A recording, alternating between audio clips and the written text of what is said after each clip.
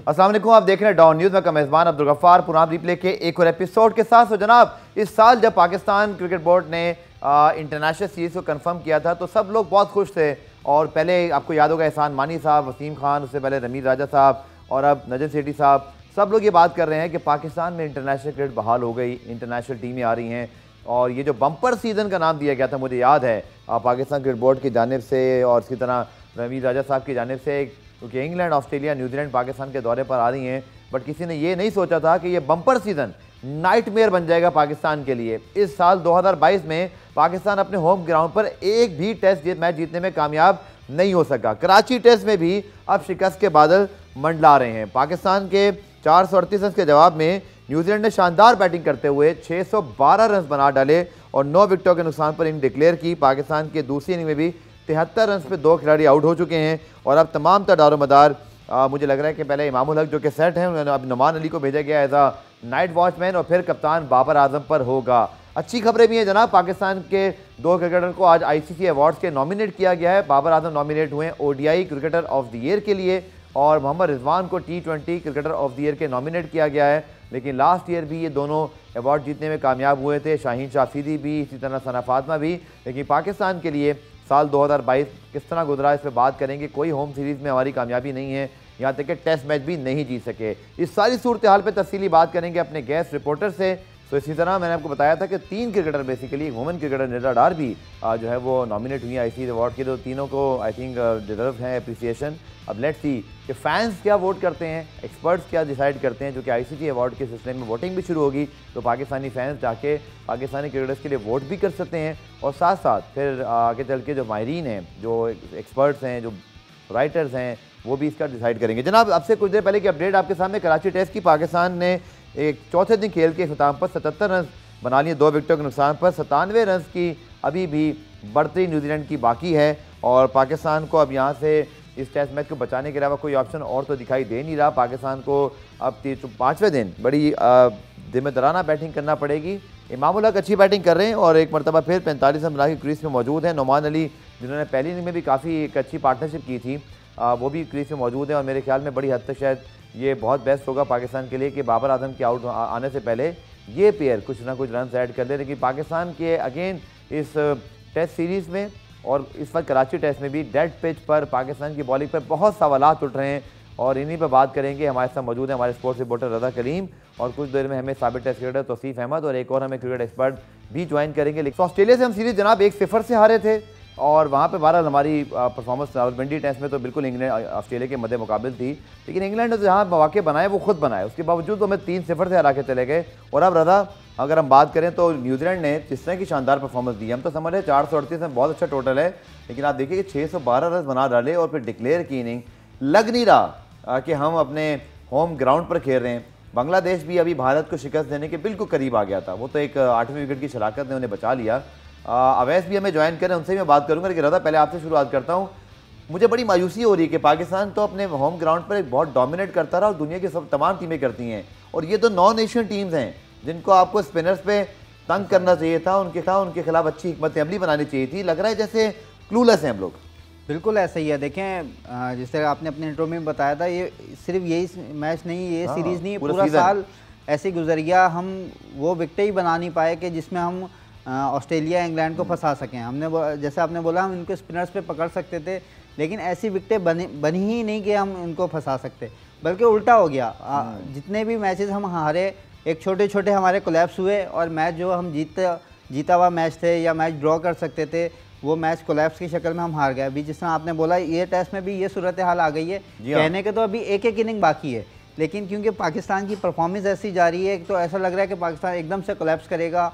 और जिस तरीके से पाकिस्तान की रिवायत इंग्लैंड के खिलाफ हुआ, ऑस्ट्रेलिया के खिलाफ 2 मरतबा बिल्कुल, इसी वजह से ये डर है कि पाकिस्तान कहीं ये मैच हार ना जाए, वरना तो अभी कल मैच का लास्ट डे है और मैच को ड्रॉ होना चाहिए। बिल्कुल, लेकिन 2 विकेटें आपने फिर गवा दी हैं। अवैस को हम ज्वाइन प्रोग्राम में शामिल करते हैं। अवैस, डेफिनेटली यार, जब आपके होम सीरीज़ होती है तो आप फुल एडवांटेज उठाते हैं, आपकी सिलेक्शन हो, आपकी पिचेज़ हो, आपके तमाम जो गेम सेट है। मैंने तो बहुत अरसे बाद, पाकिस्तान तो छोड़े, मैंने किसी दुनिया की पहली टीम को देखा है जो मुसलसल 3 सीरीज़ में अपने ही मुल्क में अपने लिहाज से पिचें ना बना सके, सिलेक्शन ना कर सके और फिर शिकस्त पे शिकस्त।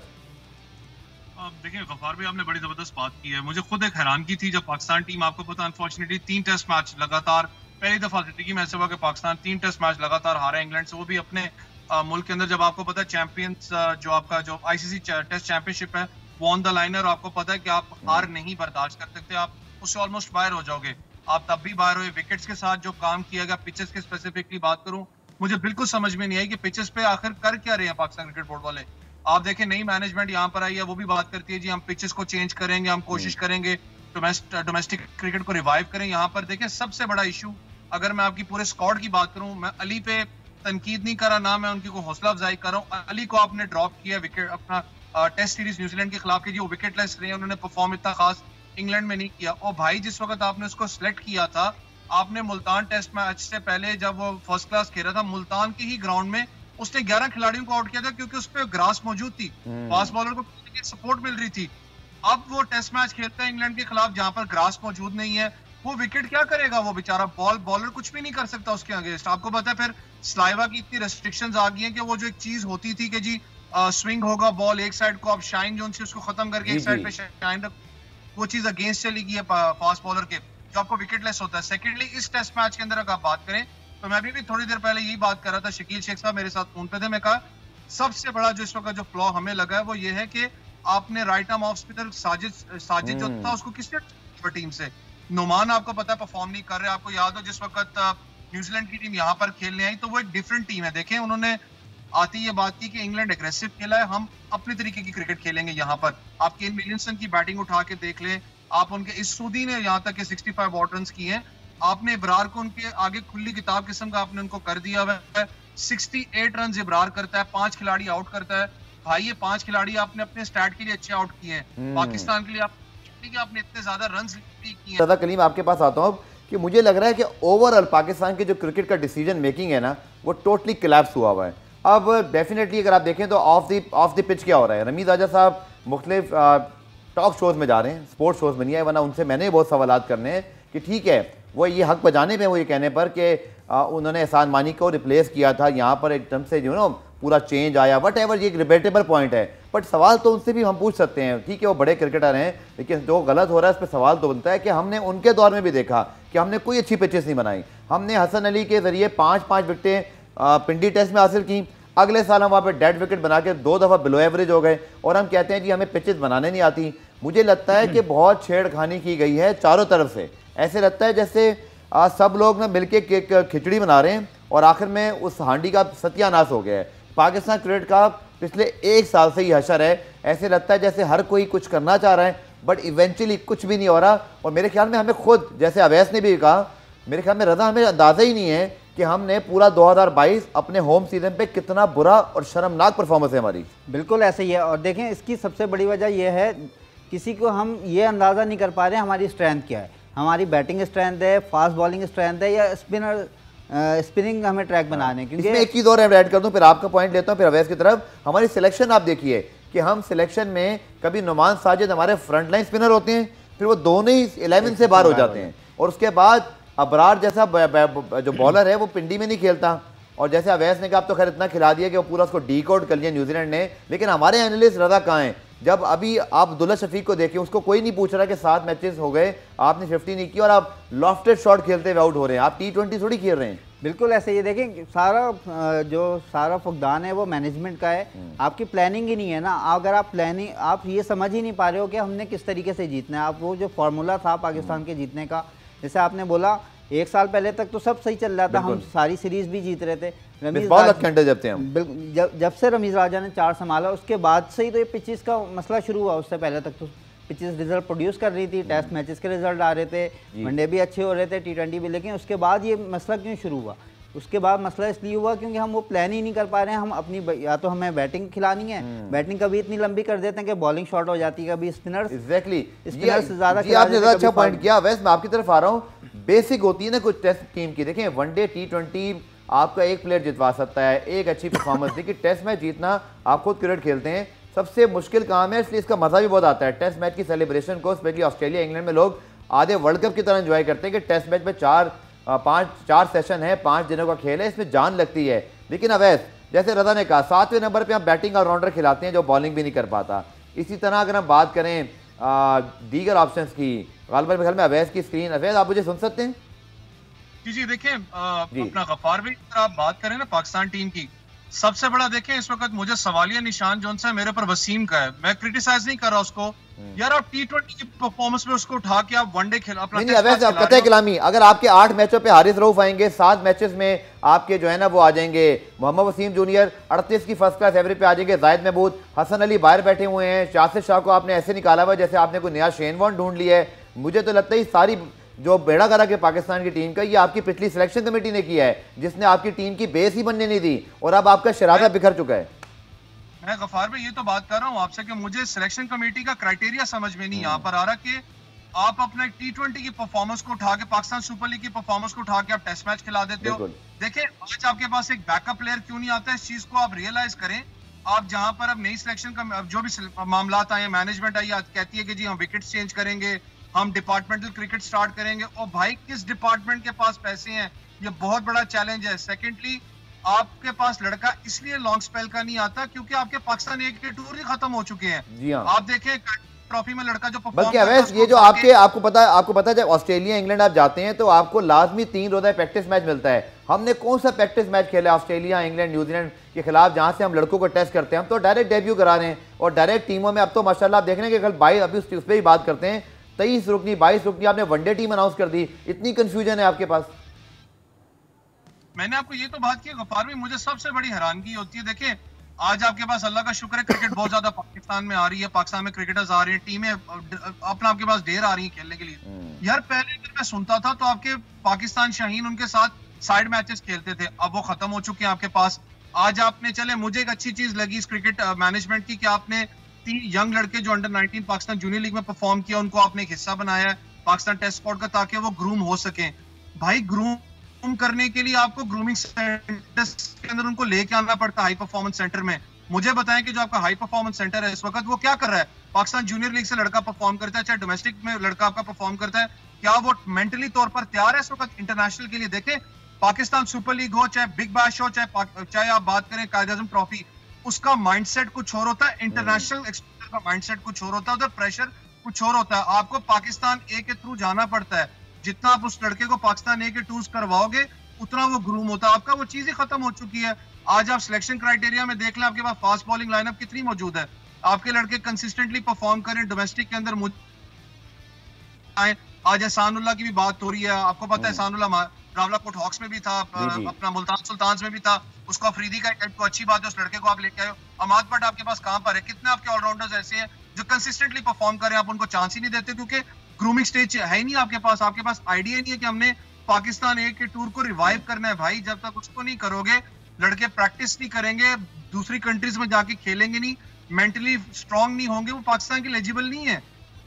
बिल्कुल आपने ठीक कहा, पाकिस्तान ए के टूर शाहीन के टूर कम भी हुए और फिर हम देख रहे हैं कि पाकिस्तान में जब टीमें आ रही हैं तो हम इस वक्त कोई भी साइड मैचेस नहीं रख रहे। माजी में साइड मैचेस, मोहम्मद आसिफ भी इंग्लैंड के खिलाफ साइड मैच परफॉर्म करके दुनिया की नज़रों में आए थे, तो आपको पता चलता है, जैसे अवैस ने बड़ा अच्छा पॉइंट रेस किया कि आपको प्लेयर के कैलिबर का पता चलता है कि वो क्या सिर्फ डोमेस्टिक में खेल सकता है या वो इंटरनेशनल मटेरियल भी है। पर हम टेस्ट मैचेस में डायरेक्ट उतार किसको चेक कर रहे हैं। बात करें जनाब कराची टेस्ट की, और पाकिस्तान एक और शिकस्त के जो है वो करीब हमें दिखाई दे रहा है। बाबर आजम पे बहुत डिपेंड करेगा। हमारे नुमाइंदे इमरान मौजूद हैं।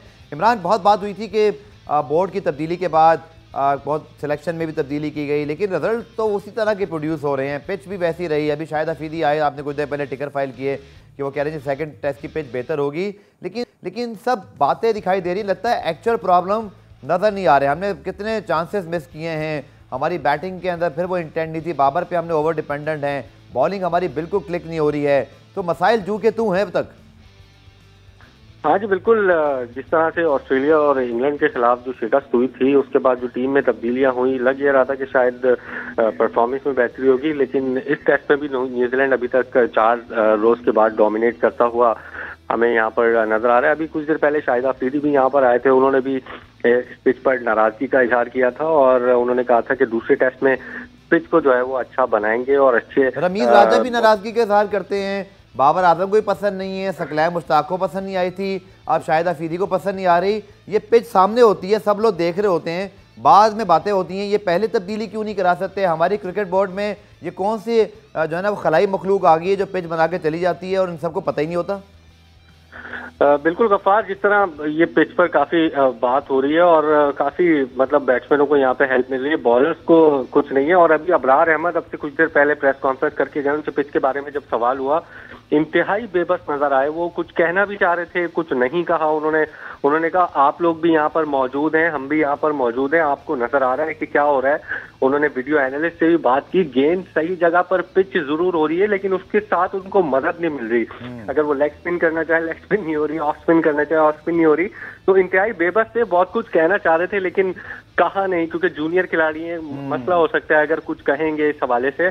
तो बिल्कुल देखें बॉल और 67.5 ओवर उन्होंने इस विकेट पर कराए हैं 5 विकेटें लेने के लिए। तो इससे पता लगता है कि कितनी ये डेड विकेट है। लेकिन डेड विकेट होने के बावजूद प्रेशर अब पाकिस्तान के ऊपर है, क्योंकि 175 का जब आपके ऊपर लीड लग जाती है तो फिर पिच जो है गेम से निकलकर प्रेशर आपके ऊपर आ जाता है। पाकिस्तान किस तरह इस प्रेशर को टैकल करता है? 2 अहम खिलाड़ी पवेलियन लौट चुके हैं, 8 खिलाड़ी अभी बाकी हैं। और अगर न्यूजीलैंड ने यहाँ पर कामयाबी हासिल की तो ये इस साल 5वां टेस्ट मैच होगा जिसमें पाकिस्तान को अपनी सरजमीन पर शिकस्त होगी, और ये बदतरीन पाकिस्तान की टेस्ट क्रिकेट की हिस्ट्री का साल बन जाएगा, जिसमें पाकिस्तान टीम को 5 शिकस्तें लगातार जो है वो होंगी अपने होम ग्राउंड पर। बिल्कुल कोई कामयाबी भी नहीं। इमरान बहुत शुक्रिया। वैसे अगर मैं आपसे पूछूं तो अब तो बहुत, जैसे इमरान ने ठीक कहा, न्यूजीलैंड के पास जो रन्स हैं उसका प्रेशर वो डाल रहे हैं यहाँ पर। ऑलरेडी 2 विकेटें उन्हें हासिल कर ली। मुझे तो लग रहा है कि इमाम सेट है और फिर बाबर ने अगर कोई बड़ी नहीं खेल दी, वरना तो मुझे तो एक और बैटिंग क्लैश खुदा ना खासा दिखाई दे रहा है और कल का दिन बहुत मुश्किल है पाकिस्तान के लिए।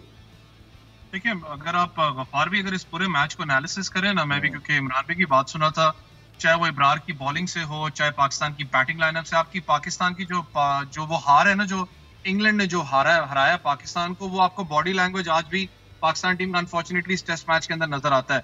लेकिन जहाँ गलती हुई, चाहे वो सरफराज भाई से अपील ना करना, चाहे अपना वो स्टंप जो था मिस करना, वो फ्रस्ट्रेशन होती है। जब एक हिट्स आपको नहीं मिल रही होती, वो ऑटोमेटिकली बॉडी लैंग्वेज आपकी फ्रस्ट्रेटेड होती है यहाँ पर। फिर आपको पता है कि जब आप बॉलर की बात करें, इब्रार की स्पेसिफिकली मैं क्रिटिसाइज नहीं कर रहा, यंगस्टर है भी, लेकिन यार आपको पता है कि एक टीम के साथ 2 एनालिस्ट बैठे होते हैं। टीम साउथी का भी आपने बयान सुना होगा जब सीरीज स्टार्ट हो रही थी कि हमने इब्रार पे बहुत ज्यादा काम किया है। आप कराची में आप खुद भी मौजूद, आपने स्टेडियम में देखा होगा, न्यूजीलैंड की टीम ज्यादा डिपेंडेंट स्पिनर्स पे थी, स्पिनर्स को ज्यादा खेल रही थी। पता लग रहा था मेंटली कि वो इब्रार को अंडर प्रेशर लेके आएंगे। वो चीज आज आपको नजर आ रही, जो मैंने आपको स्टार्ट में भी कहा कि 5 आपने आउट किए, अच्छी बात है, आपने अपने लिए की है। पाकिस्तान नहीं किया भाई जो इतना स्कोर करवा दिया आपने। बैटिंग के अंदर अगर आप बात करें, जब 600 रन बनेंगे तो 5 विकेटें किसी ना किसी को मिली जाती हैं, वो शायद कोई भी घेर होता है मेरे ख्याल में। लेकिन रज़ा अगर मैं आपसे बात करूं तो एक तो 4 बॉलर आप खिला रहे हैं माशाल्लाह। हमने लास्ट टेस्ट जो इंग्लैंड के खिलाफ खेला था वहाँ तो हमने 3 बॉलर खिलाए थे। फ़हीम अशरफ तो वहाँ पर आपके चौथे ऑलराउंडर के तौर पे मौजूद थे और एक आपने डेब्यू कराया था। अगेन वही गलती, सलमान आगा सलमान उनका नाम है, ठीक है वो सेंचुरी बनाई, लेकिन आपके 7वें नंबर की रिक्वायरमेंट आपका ऑलराउंडर होता है। आपकी बॉलिंग पहले ही इनएक्सपीरियंस है, उसके बाद बोझ ये आ जाता है कि 4 बॉलर थे आपके पास और फिर वो बॉलिंग भी ज़्यादा नहीं करते। एक तो ये बात। दूसरा अगर हम बात करें जैसे अब ये बात कर रहे थे इमरान के अबरार प्रेस ऑफिस करने आए, आना चाहिए ना शॉन टेट को, सकलैम मुश्ताक को, वो तो अपनी बॉलिंग पे बताएगा। हमने उसकी बॉलिंग में थोड़ी पूछना था, हमें तो ये पूछना था कि भाई ये पिच कौन बनाता है, ये गेम प्लान किसका है, 4 बॉलर क्यों खेले? अबरार ने तो सिलेक्शन नहीं करनी। या देखें पिच के बारे में तो जहाँ तक मुझे याद है, जब नजम सेठी साहब ने 4 संभाला था, उन्होंने बोला था मैं अपना बंदा भेज रहा हूँ और वो जाके पिच बनाए। और इवन कराची में भी मुझे याद है, ये बातें मैंने पढ़ी थी, उन्होंने कहा था कि बंदे को हम फायर कर देंगे नौकरी से। एग्जैक्टली मैं ये बोल रहा हूँ, जिस दिन उन्होंने कराची में पहली प्रेस कॉन्फ्रेंस की है, उन्होंने उसमें ये बोला कि हमने क्यूरेटर को बोल दिया अगर आपने डेड पिच बनाई तो आप फायर हो।